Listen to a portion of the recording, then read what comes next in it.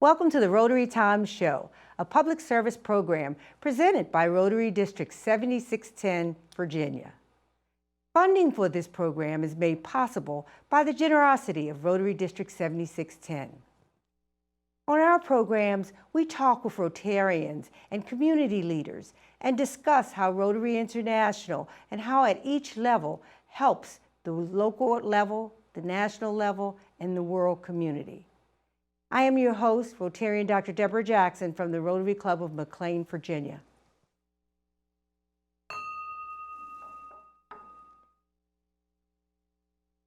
Today we're speaking with the new president of the Rotary Club of Centreville, Virginia for the Rotary year 2020 through 2021. She is here to talk about her new role as president and her vision for the club in the Centreville community. Please help me welcome Dr. Wallicia Gill. Welcome to the Rotary Times. Thank you, Deborah. Yeah. Thank you, my pleasure. First, let me congratulate you on your new role. I know that at RI, the presidency is probably the most valuable role in Rotary because you take responsibility for guiding the work of your clubs. So I know you're doing a fabulous job, and I'm excited to have you here to talk about some of the things that you're doing. Well, thank you, and it is exciting. It's a new journey, but I've certainly been in a leadership role, so my experiences as a professional only serve to enhance what I'm doing with Rotary. Absolutely, and that's what you're going to need. Yes, Rotary. absolutely. To grow the club. But we've also, I have a wonderful group of people who are, I certainly committed to Rotary, and so that helps too. Great. And we're going to talk about some of those people. Yeah. But before we do that, tell us about your background. What's your life? Who is Dr. Wallicia Gill prior to Rotary? Well, first and foremost, I am a Virginia girl through and through. Okay. I was born and raised in South Central Virginia. History buffs will know places like Appomattox, where our country came together and united, Farmville, Pamplin. I affectionately refer to it as God's country because there's a lot of trees and a lot of wild animals out that way, and it's God's country. A good place to grow up. Lots of cornfields and that sort of thing. So I went to school, public school in Virginia, Charlotte County, Virginia. After public school, I attended Hampton University, go Pirates. And then after Hampton, I earned a master's from George Mason University and then did my EDD at Shenandoah University. And so along the way, in terms of a career, I'm an educator like you. Yes. I taught science, taught 7th graders for several years and then moved into administration, worked as an assistant principal for several years in Fairfax County, and then had an opportunity to lead a middle school as the principal in Fauquier County. Wonderful. And so I trekked on down to Fauquier and worked with middle school students. Middle school students are my passion. When I started in education, I worked with that age level. And then right after retiring, I did some work at the university level. I served as an adjunct professor at Shenandoah in their education department. Wonderful. And so you can bring all of those skills because they are needed in the presidency and leadership. Well, Tell us about how you got involved in the Centreville Community Club. Well, you know, having spent all the years that I spent as a professional working with people, giving back and working with people, which is what we do in Rotary, was more or less a national transition. But to spark that on, I was sponsored by Rotarian Carol Robinson. Oh, wow. Carol and I have known one another professionally for a number of years. She worked with my husband, so my husband is also an educator. So in that role, is, you know, the two of them working together, and of course, if your spouse is in education and is supervising the Friday night football games, I'm up there trekking along, you know, so that we can spend some time on the football field. And so it was through those kinds of experiences that I was able to meet Carol and she invited me to join Rotary, and I happily accepted that invitation. And we're glad you did. Well, thank you. We're glad I am you too. did. I am too. Tell us about the club now. How large is it? How diverse is it? Tell us very, We're a small club. Okay. But I like to define us or describe us as mighty and folks with big hearts. Okay. We have about 19 active members, and I'm happy to say that 10 of those active members are women. Wow. So we're diverse racially, and we are diverse along gender lines. We also are diverse in terms of age, although we bend towards the seniors. And so I would like to see us be able to attract more young people into our club. And so that's, some things that I think we'll be working on, trying to build membership, but certainly trying to encourage and invite younger people to join us. And we know that's an issue, not just for Rotary, for many clubs. Absolutely. Bringing those young people in. And to sustain the organization. Exactly. You've got to have the youth. We just have to. Talk about some of your service functions, your meetings. Do you have guests? How do you support your membership in that regard? Well, prior to COVID, we met every Tuesday at the Expectation there in Centreville from about 11:45.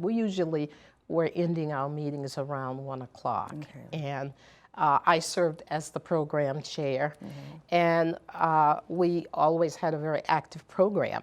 It was exciting to get these people in from our community and learn about all the other wonderful things that are going on in the community, the nonprofits and their work and so on. So we had a very strong education program. But in addition to that, we work very, very closely with Western Fairfax Christian Ministries. They have just an outstanding food pantry program. And so we have worked closely with them, making donations to help them support their program. During the holidays, we work with them to get family names so that we can support those families at Thanksgiving. We provide the meal. And then at Christmas, that's really, a biggie for us. Members of the club use their own personal resources, and we just shower this identified family with gifts. This year, with the pandemic being as it is, and with so many folks out there in need, we're thinking about maybe expanding that and extending, those gifts and showering those presents on other families rather than just, doing that with one family. I mean, it was just a tremendous outpouring. We would meet in the Expectation and wrap those gifts, and the little room we met in was just overflowing with gifts. And so we are thinking that maybe we will want to look at including other families in that effort. Well, you mentioned the pandemic, and we know it has upended everything we know is considered normal. Has that impacted how you all meet or how you will move forward in terms of those gifts and outreach efforts? It has, Deborah, and as a matter of fact, that is on the agenda for our board meeting for October, to talk specifically about how we're going to handle things, because one of us would, usually the president, would deliver those gifts to the family and present them. Well, we're not going to be doing that this year, and so it will require us to be creative and to maybe look at some other ways. And so I'm sure that we'll come up with that. But let me finish talking about our service projects, because we are, as I said, a small club, but we are actively involved. We offer a scholarship to and we're going to come back to some of those you're going to come back? questions too. Okay, all because right. you're doing a lot that I'm aware of out there. So we, Oh, okay. I want our viewing audience to get the big picture of the Centreville Club. And of course, I certainly want to talk about all the wonderful things You're excited that I about think it. we're That's doing. okay. I am very excited. But I did want you to go back and talk about, because a lot of the clubs are struggling with how to meet. Oh, okay, yes, how to yes. manage that piece of it. How is Centreville managing that piece? We meet by Zoom. Okay. We meet by Zoom. And, you know, for some members, it has been, I think, a challenge. And so we've been able to work through that. Okay. And there's one member who uses the telephone to call in. And we've had very good attendance. I'm really, again, pleased and excited about the attendance that we've had in the midst of this pandemic, technology and all.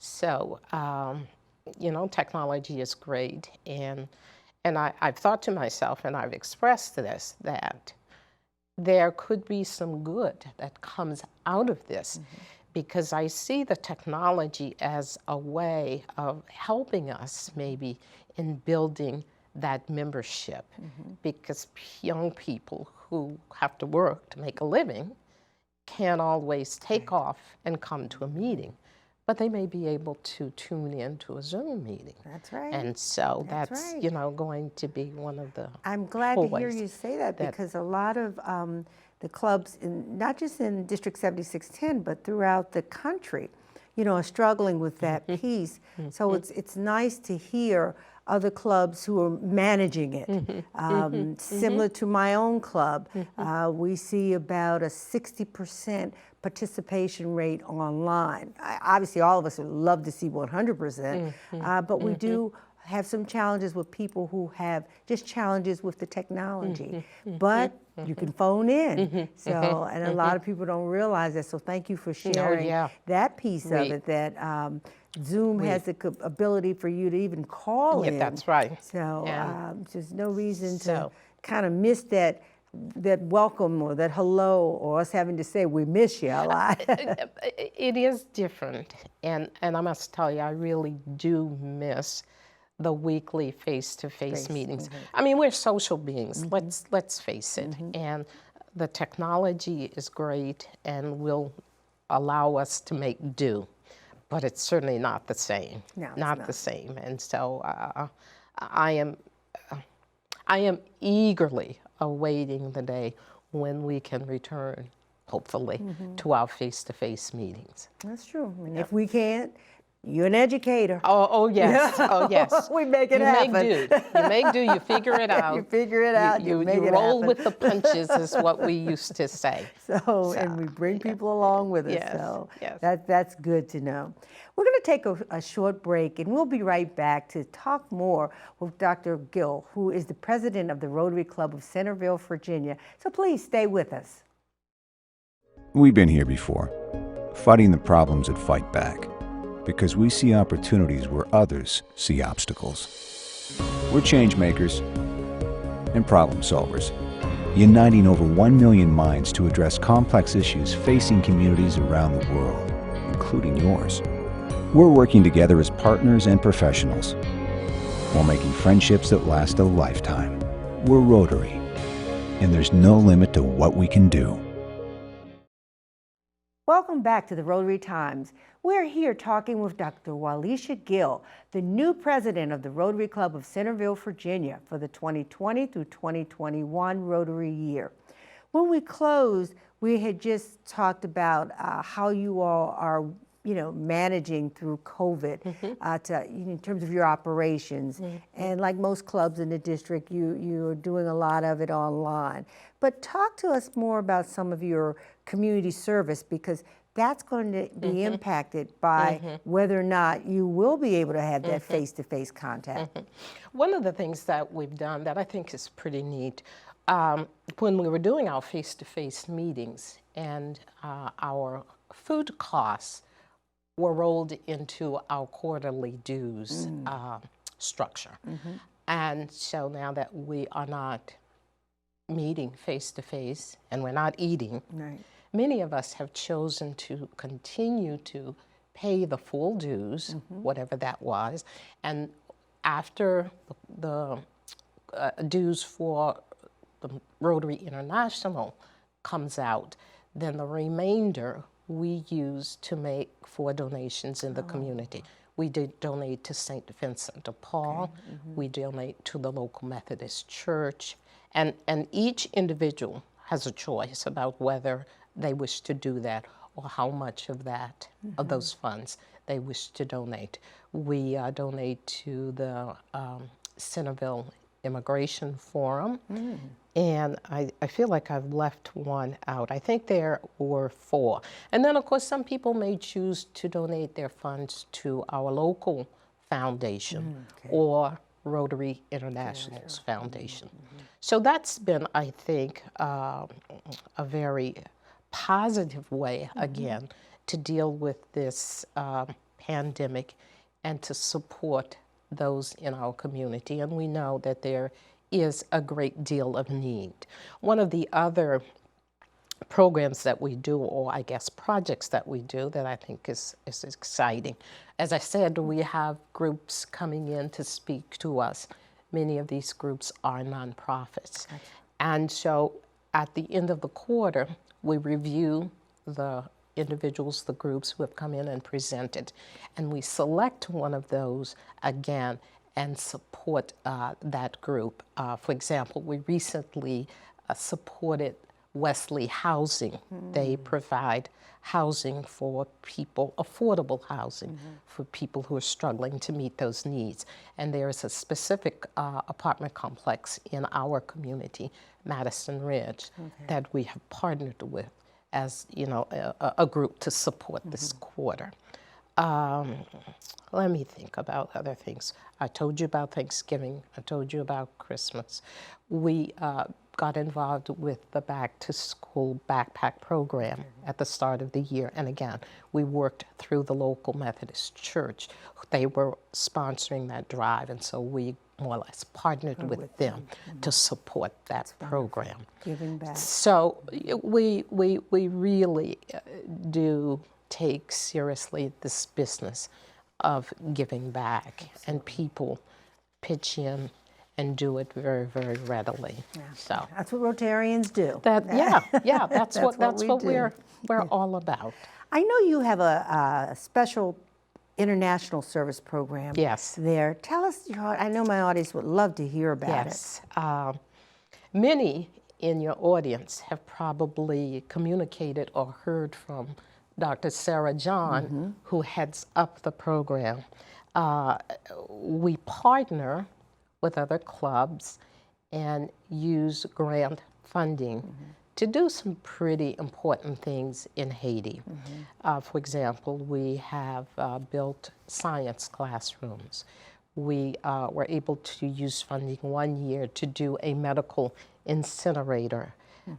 We are currently working on restoring a community center building. When Hurricane Matthew came through, it hit Haiti pretty hard. And the building that they use for community service or as a community meeting place was literally destroyed. And now with COVID, there is certainly a greater, even greater need to have that building available to them, to provide isolation for patients who are in need of those services, or to use it as just a community gathering place, or as a place for people to go if they need to shelter from an incoming storm. And so we're working to restore that building as well as provide medical supplies and in-kind gifts to the citizens of Chantilly, Haiti. So we're very, very, needless to say, proud of that, and that has certainly been a very, very successful program. And we've been doing it for as long as I've been in Rotary. It's been around a while. Yeah. I know my club has partnered with you all in the past on that project. That's why I'm familiar with what you all are doing, which I think is amazing. So, How does your family support you in this? Because you're busy. You're busy. Well, my family kind of takes it in stride, and then when I say to them, listen, we're doing this or we're doing that for Rotary, particularly in terms of our fundraising events, I want you all there front and center supporting me. And they certainly do. I'm certainly involved in a number of other organizations. And my family is very, very supportive. As a matter of fact, I convinced my husband to come in and be a speaker to our club. When I was program chair, he had experience playing in the Rose Bowl, and so he did a presentation on his Rose Bowl experience. And you know, you shouldn't have told me that. I'm going to give his name to my chair. So yeah, my family is very, very supportive. They've always been very, very supportive of what mom or wife is doing. Yeah. So Let's talk about Rotary motto of service, and you really have delved a lot into that. How does that translate to your own life? Service above self. You know, Deborah, I believe to whom much is given, much is expected. And I'm fortunate in that I don't have to worry about shelter over my head or food on my table. But my fellow citizens, my fellow community members, many of them are certainly not in that situation. And so the ability to give back and to do for others is very, very rewarding. It just makes you feel good, particularly when you know that the need is great. And particularly when you know often children are involved in that need. And so it comes, I think, very easy to me, service above self. You know, my Christian principles, all of that, I think, factors into this belief, service above self, this motto. So again, very, very easy to apply in your life. And you've talked about several projects that you've been personally involved. Which one was your favorite? You know, I think the holiday gifting was probably one of my favorites. There's just something very, very, makes you very, very happy to be able to, one, go out and shop for these little people, because you get the names and you get their sizes and you get all of the specifics that you need. And so you go out and you get these things that you think these children would like or enjoy. So there's something, it's a happy time, you know? So I also enjoyed being program chair because I met so many wonderful people. And that was very, very rewarding. Wonderful people doing great things in our community. Well, you had a successful career as an educator, and in order to do that job well, you have to have the foresight and imagination to, to bring people along. If you think about one thing you would think as a goal for your club for this year, what might that be? Membership. Okay. Working on increasing our membership. And I believe that there is great benefit in brainstorming with other Rotarians. And I was speaking with another Rotarian, and I was sharing with her my desire to see us increase our numbers.